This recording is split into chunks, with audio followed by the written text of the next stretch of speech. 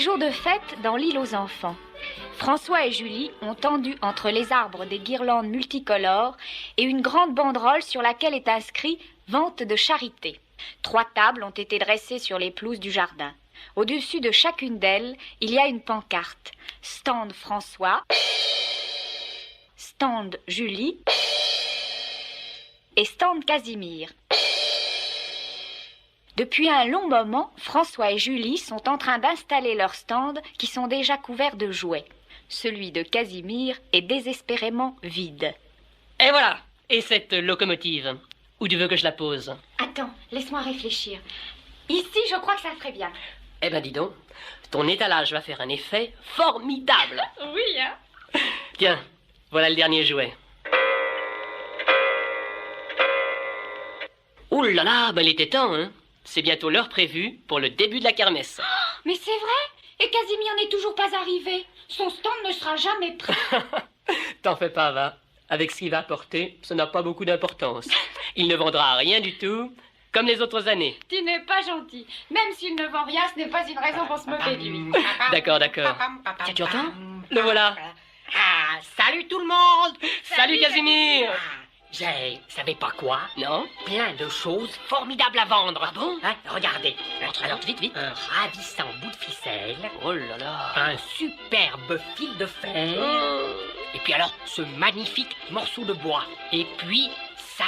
Ça, mais c'est une vieille bouteille en plastique toute tordue. Ouais, elle est belle, hein, n'est-ce pas? C'est incroyable. Quand même, Casimir, tu exagères. Tu aurais pu faire un effort d'imagination.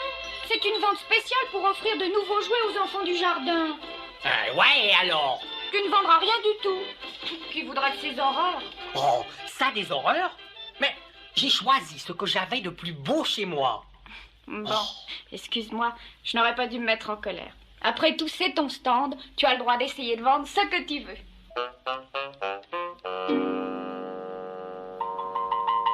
À ce moment, Julie s'appuie sur la table de son stand. Elle s'aperçoit qu'elle est bancale. Un des pieds est légèrement plus court que les autres. Qu'est-ce que c'est?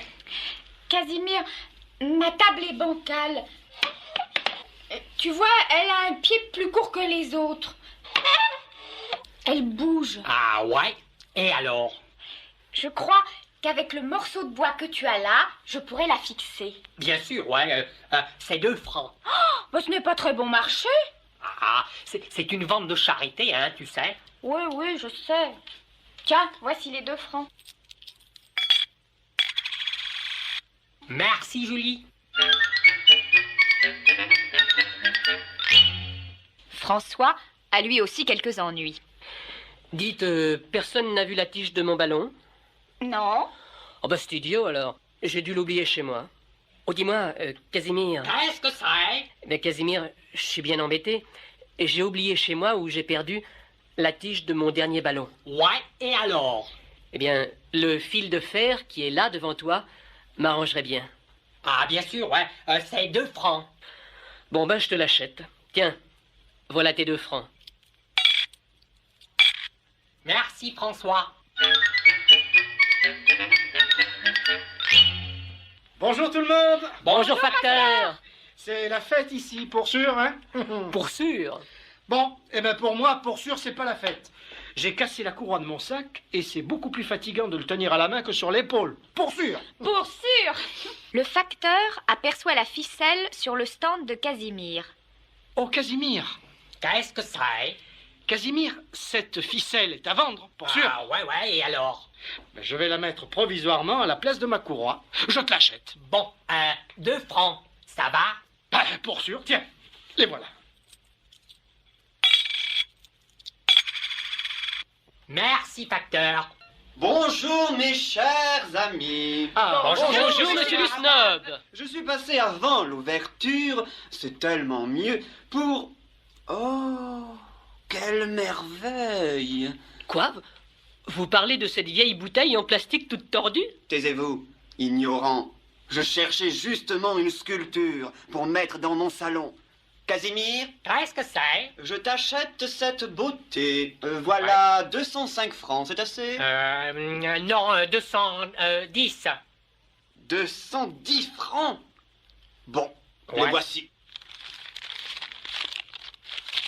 Merci, monsieur du snob. Au revoir, mes amis. Je vais tout de suite exposer cet objet dans mon salon.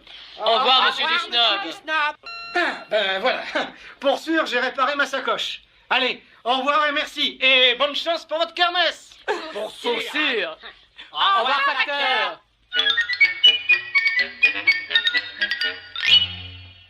Bon, eh bien, au revoir, hein, je pars aussi. Mais, Casimir, la kermesse n'est pas commencée. Ah oui, je sais, mais vous aviez raison, hein. Je ne vendrai rien pendant la kermesse. J'ai tout vendu avant. Ha! J'ai gagné 210 plus 2 francs, plus 2 francs, plus encore 2 francs. Ha, ha! Allez, au revoir. Hein. Oh, Casimir.